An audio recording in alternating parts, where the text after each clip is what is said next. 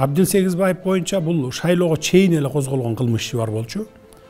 Бирок ал ошол шайлоого катышканда билесиздер да баягы кол тийбестик укукка ээ болот.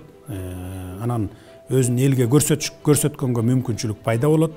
Бул ушундай болгон. Мен шайлоо учурунда эле айтып жүргөм, эсиңиздерде болсо керек. Иш козголгон, бирок кандидат болуп кетти. Анан биз аны эми биз мурункудай куугунтуктагыбыз келсе, шайлоого жеткирбей эле камап койсок болот эле да, куугунтуктасак. Биз айттык, иши далилденсе анан кийин камагыла деп мен айтып атам баарына тең. Сотторго дагы өткөндө соттор менен дагы сүйлөштүк. Ар бир чыгарган чечимиңер үчүн керт башыңыз менен жооп бересиңер деп. Тергөөчүлөргө да айтып атабыз. Оперативниктерге да айтып атабыз. Ар бир кылган ишиңерге керт башыңар менен өзүңөр жооп бересиңер.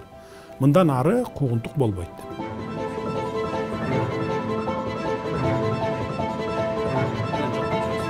Мына токтолгон сүрөт. Бул жерде Жаныш Бакиев тоюна эң жакын 100 адамды чогултуп, ошонун адамдын арасында сен жүрөсүң. 5 апрелде эч бир журналисттин чекесине черткен жок. Саясатчынын, депутаттын дагы, коррупционерлерге да үйүнө да барган жок да. 2010 жыл эсиңиздерде болсо керек эми. 10 эле жыл мурун эмне болду эле мына? Үйүнө чейин кирип барган, баары качып кетип, саясатчылардын баары, журналисттердин баары качып кетип, 6 айдан кийин кайра келбеди эле көбү. Арты 3 жылда келген. Биз андай кылбайбыз. Ал оруудан кетишибиз керек. Азыр эми сиз да айтып атасыз, журналисттерди кысым, через интернет кысым болот деп. Мен аны кысым деп эсептебейм, через интернеттичи.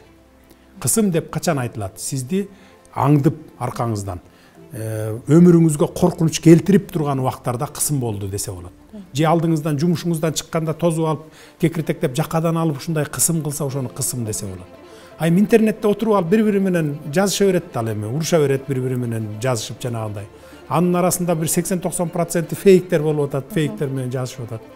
Анан фейк менен кирип алып туруп, сизди коркутуп жазып атат мисалы, анан ошону кысым деп эсептегенге болбойт го дейм да мен. Бул менин жеке пикирим.